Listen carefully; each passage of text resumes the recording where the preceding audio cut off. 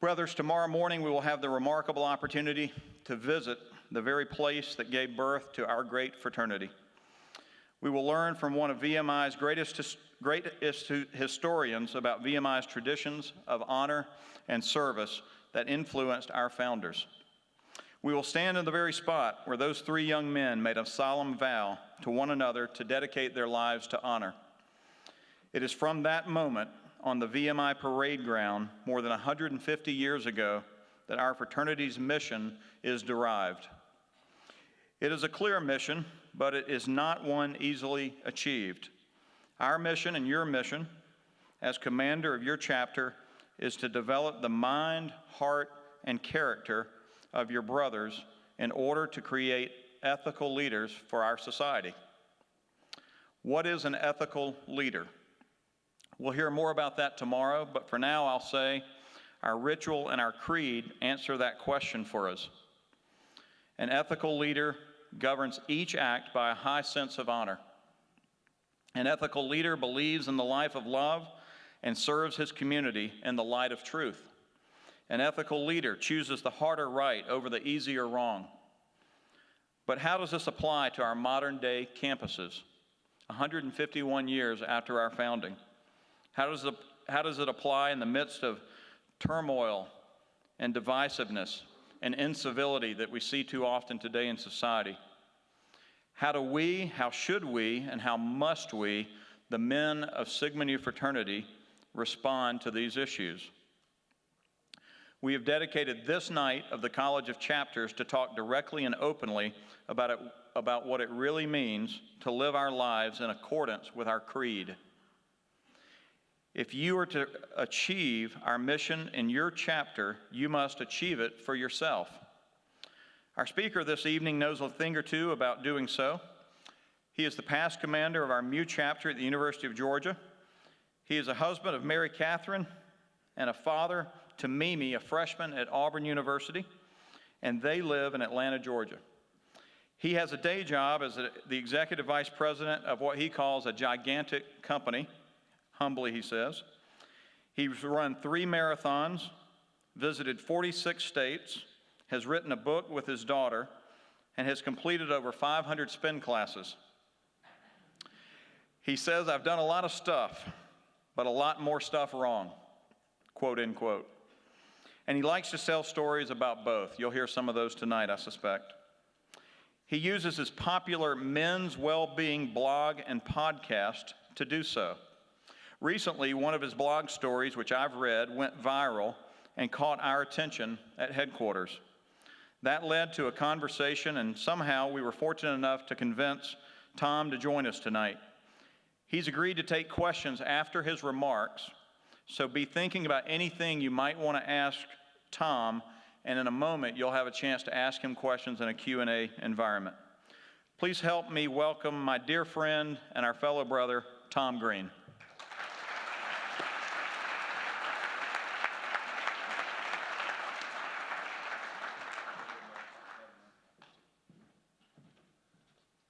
So first of all, I didn't realize I was going to be taking questions, so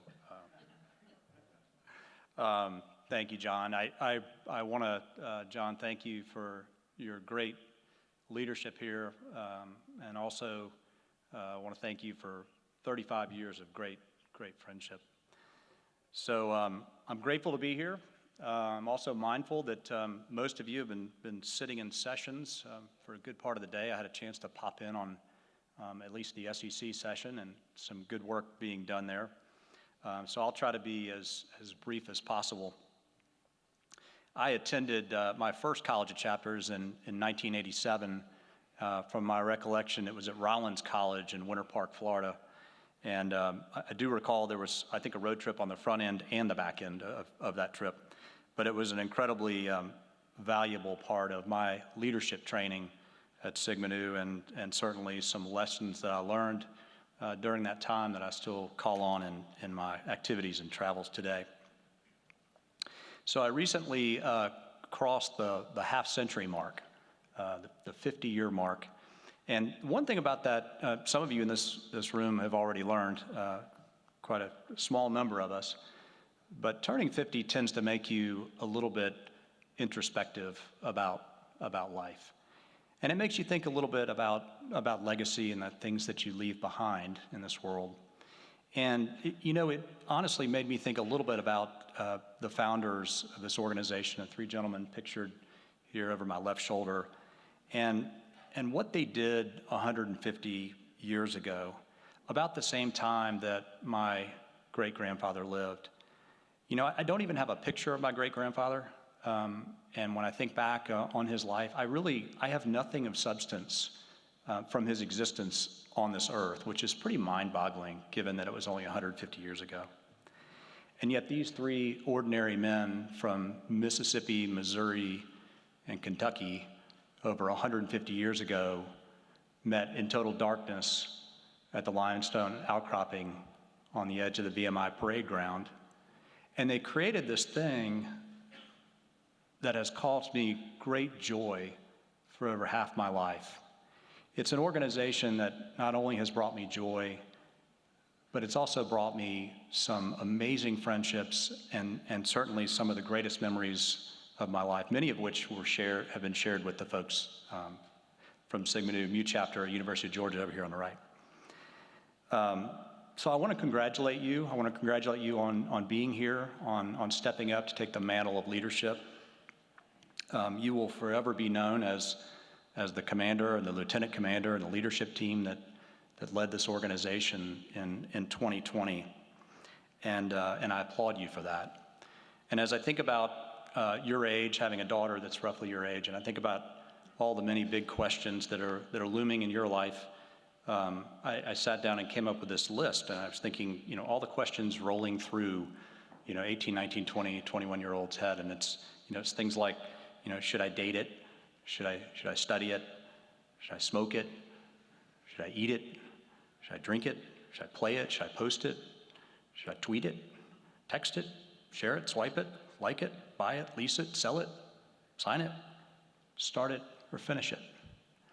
I mean, frankly, just reading through that list makes me a little bit anxious. And yet, of all the things that you could choose to be doing on this weekend, you choose to spend it here with us. And for that, we are all very grateful that you would spend time with us in an effort to try to improve the organization that's been loved by so many for so long. So you probably know this, but those of us that are alumni, we're volunteers. We come here, we spend our time to be with you because we think it's important. But I think it's good to get this out on the table. We aren't any smarter than you. In fact, I'd probably make the argument that many of you are a whole lot smarter than us. The only thing that really differentiates you from us is a few more years, and for most of us, quite a bit more gray hairs. I heard Jeff Foxworthy speak about a year ago, and it really just struck me, one of the things that he said, and I want to share it with you tonight. And it's a statement he said that wisdom is experience with scars to prove it. And I think that's a really important thing for you to understand. It's not experience that makes you wiser. It's the lessons that you learn from those experiences that make you wiser. And it reminds me of a Roman candle fight with my brother when I was 13. You learn pretty quickly from those experiences that shooting Roman candles at each other is not a good idea, right? And I'm betting some of you have done things equally as stupid in your life, but you typically only do them once. And as Jeff Foxworthy indicated, you typically wind up with scars to prove that you have learned your lesson. But for those of you who have read my blog, you'll know that one of my favorite sayings is, life is shaped by the roads we travel, and not all those roads are paved. Not all those roads are paved. And frankly, not all those roads are straight. Because sometimes the things that inspire us the most are not our greatest memories. And so I'm grateful that you're spending time with us this weekend, and I get a chance to spend some time with you. And we really do believe that spending time in settings like this will lead you to make better decisions and lead with less regret. So in preparation for our time together, I decided to have a little walk down memory lane, and that included a visit to the attic and pull out a couple of boxes, and I found my old composite. So here I am in 1987, when I was just recently elected commander, and I wanted to take some time and to try to think a little bit about what was on my mind when I was the commander of MU chapter at the University of Georgia. And the one thing that came back to me that I know was on my mind is food. Because while I was commander, which was a 12-month term, I gained 90 pounds. Now, that's not really that easy to do. It's fun, but it's not easy.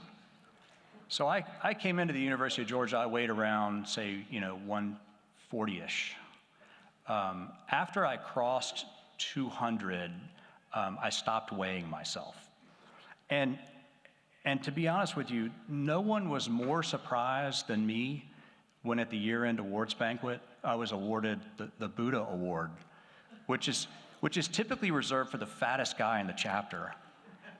And for the life of me, I couldn't figure out, like, why me? I mean, and then somebody finally had to tell me, you're kind of fat.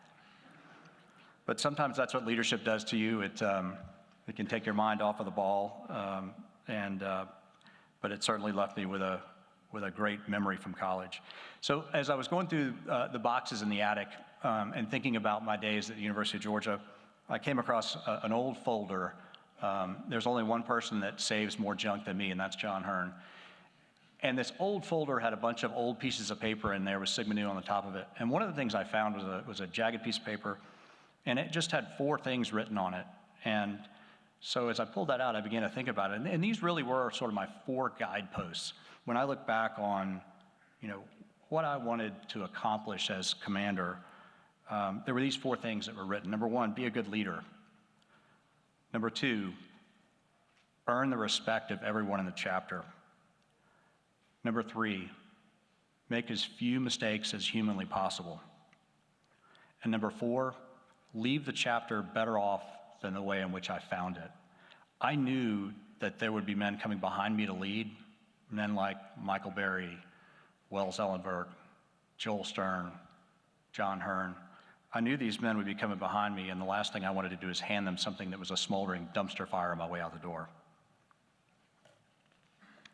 And then lastly, what I wanted to do, and I sort of added this in later, is I wanted to make sure I had fun. And so as I was going through the boxes of old college goods, I came across this other picture. And if you'll advance the next slide. Yeah, this should make everybody from my chapter nervous. This is a fun picture down deep in the box. Now I want to point out I am holding a malt beverage that would be considered alcohol-induced in some locations. But I also want to point out that the date on this picture indicates that I'm 22 years old, which really raises a bigger question of what in the hell I was doing at a beach weekend at 22 years old. But that's a conversation for another time. So John mentioned I have a men's well-being blog and podcast that I run. And I really write and speak about 4 things: kindness, friendship, growth, and well-being. Those are kind of my 4 go-to topics. But mostly I write about, or the thing I like to write about most is I like to write about friendship. Because I really do think that men are struggling when it comes to friendships. And so as a country, I think we're struggling with what a modern friendship looks like. And that really is driven by a number of things, but there are two macro trends I'll share with you. I recently read a book by David Brooks. David Brooks is a New York Times bestselling author. He's a columnist for the New York Times, and he has most recently written a book called The Second Mountain, which is a fantastic book, particularly for a guy that just turned 50 and is being introspective. But David Brooks talks about two big trends. The first one is what he refers to as the great disembedding. Now that might sound like something you cover in a sociology class on campus, but But the great disembedding is sort of his way of defining that as a culture, we're really moving away from institutions of hierarchical nature. We're moving away from churches. We're moving away from synagogues. We're moving away from certainly fraternities and sororities. And we're even moving away from service organizations like the Kiwanis and the Rotary Club. And it's really a shame because I think about those organizations as almost like friendship labs. I mean, those are the places you go to make friends and to learn how to be a friend. And those are the institutions that historically have brought us all closer together and have been so important to my life. And I started to wonder why this is happening. And it really goes back to the hippies of the 1960s.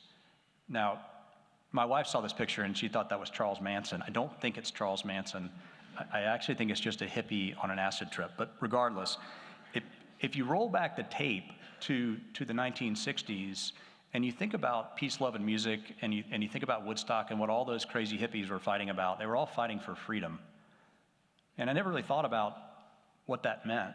What was the freedom they were aspiring to gain? And I think I've come to the conclusion that freedom that they were aspiring to gain was they wanted to get away from anything that had rules, anything that had social norms, anything that we would think of as a typical hierarchical organization. And in my mind, this has sort of trickled down to where we are today. And I think we all know fraternities in particular are challenged right now in society. The second trend that I think is really causing us to question friendships is our effort to try to make friendships more efficient. And so what I mean by that is that rather than pick up the phone and call a friend anymore, we text them. And rather than spend time together, we might follow someone on Facebook or Instagram. And you might think that's great because, hey, it's an efficient way to keep in touch with your friends, and it is. The problem is you can't really manage a friendship over social media. And the main reason is there's no authenticity and there's no honesty at all on social media. I mean, this is a post you're never gonna see on Facebook, is little Timmy Jackson's mom talking about finding weed in his backpack, okay? It just doesn't happen. And so these social media platforms have basically just become gigantic echo chambers. And I was having a conversation with my daughter about this the other day. She has about 3,000 followers on Instagram. And I think John mentioned she's a freshman at Auburn University, which was just a little bit painful to send her across the border to Auburn, but that's a topic for another day. And we were talking about whether those people that are her friends on Instagram are really truly her friends. And she said, of course they are. And I said, okay, let's just play this out. It's Wednesday. You get hit by a bus on your way to class and you die. Your funeral is on Saturday in Atlanta. How many of those 3,000 people that follow you on Instagram are going to be at your funeral? And she said, I think a lot. I think a lot of them would come. And I said, okay, play this out. Reverse it around. You call me and say, hey, my friend on Instagram who lives in Seattle was just hit by a bus and I want $900 to go to her funeral. It ain't happening. And I think that's the example of we've created these pools of friends who are people we don't really know. And that's really creating problems in how we interact with our friends. So in research for my blog, I tend to read a lot, and I recently came across this survey I wanted to share with you, and it's by the American Sociological Review. And it essentially says that white heterosexual men have the fewest friends in America. White heterosexual men have the fewest friends in America. And there are some statistics I want to share with you about what this found. And the first one is that 22% of millennials report that they have no friends at all. 22% of millennials report they have no friends at all. 30% of millennials claim that they always or often feel lonely. And this is something I write often about. There is a blooming epidemic of loneliness in our country. And it's really surprising given the evolution of Instagram and Facebook and Snapchat. And it's something that Vivek Murthy has spoken often about. Now, you might not recognize that name, but Vivek Murthy, it's hard to say, was the 19th Surgeon General of the United States under Barack Obama. And he was the first clinician in our country to really go out and openly talk about friendships and the value of spending time with friends. Now think about it. Of all the things this man could talk about, he didn't talk about high blood pressure, about obesity, about diabetes, about asthma, about smoking. He talked about friendships. And when asked in an interview what he thought the biggest risk to our country is from a health standpoint, his answer was, I think the biggest risk to our country is social isolation. Social isolation. And there's good reason to believe that he's correct. If you look at the rate of suicide in this country, the highest rate of suicide of any demographic is middle-aged men. Now you might think, so what, I'm not a middle-aged man, but I will tell you, your dad is a middle-aged man. And that demographic is the highest rate of suicide in the country. In fact, when you look at the statistics, men are really, really good at suicide. It's like one of the few things we're better at than women. And if you look at the statistics, we're actually, for every one female suicide, there's 3.5 male suicides. For every one female, 3.5 male. So we are unfortunately killing ourselves at a much greater rate. And again, I think there are a few things that we do better than women than this. So after 50 years of wandering around on the earth, there are a couple things that I've learned that I want to share with you. Time passes. Jobs come and go. Careers change. Marriages occasionally fail. Children grow up and move away. Family members die. But the one thing that remains is friendships. Friendships remain. And when I think about happiness, and I think about the happiest times of my life, it really has come from deep and meaningful connections with other people. Because it's about those lasting and intentional friendships, the friendships you're making right now, that will likely carry on with you through the rest of your life. It's about the intertwining of our lives, and it's not just in good times, it's in good times and bad times, like this photo that was taken in the final days of John Hearn's father's life. Gentlemen, I want to submit to you that friendships are maybe the most important thing in your life, and that you can't do friendships and do life with people on Facebook and Instagram. So look, we all want to be great in other people's eyes. I think that's maybe one of the reasons why you're here. I think that we could all agree that the men gathered in this room are pretty type A competitive people. I mean, frankly, if you weren't a type A competitive person, you wouldn't have run for office in your fraternity, and you wouldn't be here in this room. It's sort of the way we're wired, and I think that's one of the things that really connects your generation with our generation. We see it in you, we recognize it, and it's just wonderful to see it flourish in another generation. But I want to point something out that's probably obvious. We as men, particularly as really competitive type A men, we have a really hard time being authentic. And I think it's one of those things that in our minds, we always want everybody to think we have our act together, right? I mean, that's part of what you're doing as a leader in your fraternity, is people are looking to you as a leader, and they want to make sure that you got it under control. And so we're forced to kind of go through the motions of kind of always having it together, even when things are totally falling apart around us. And it's kind of, I think, in our DNA. It's just really, really hard for men in general, and really hard for people who are type A, super motivated, competitive people, to be genuine and honest about what's going on in their life. But I want to tell you this, and I think it's critically important you understand. Showing emotion and sharing your innermost thoughts and feelings has nothing to do with making you look like less of a man. They have nothing to do with each other. And the problem is when you're a type A, competitive, super motivated person, you really want to feel like you're invincible. And the reality is none of us in this room are invincible. You're going to have times over the next year where you struggle. You're going to have times where you doubt what it is that you're doing. You're going to have times where you feel like you're failing yourself, and you feel like you're failing the people that are really counting on you. And I want you to know that's okay. It's totally normal. Because the people in our society who have absolutely no emotion, we have those people. We call them psychopaths, and we put them away in prisons for the rest of their lives. So I want you to understand, struggling a little bit as you go through this exercise that you're undertaking is totally normal. And the most important thing you can do is to share those thoughts with your friends. But I do want you to, if you only get one thing out of this time together in Roanoke, I do want you to take this away, that being authentic has nothing to do with your masculinity. Nothing.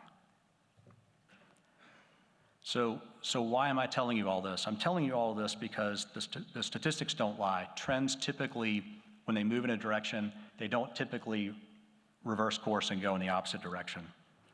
And I would just tell you, gentlemen, we have never needed fraternities more than we do right now at this very time. And I think our founders, I think they knew this day would come. I think they knew there'd be a time when men would be at risk. I think they knew there'd be a time when our very organization would be at risk. And I think it's what they were talking about when they wrote about the light of Sigma Nu, the light of Sigma Nu. Because light is essential to see clearly. And the more pure and bright the light, the better we are able to see the obstacles that are in our path. And I think it's what Walter J. Sears was writing about when he wrote the preamble to the Creed, which says, to believe in the life of love, to win in the fresh morning of our youth, the loyal love of faithful friends who will go with us unmoved into the darkening shadows of life's closing day. And so to seek and to find, to have and to hold the friendships that will abide. So gentlemen, I thank you for allowing me the opportunity to come and have this conversation with you tonight. May God bless you in the coming year. May He bless you with light, with love, with wisdom, and most of all, with the friendships that abide. Thank you.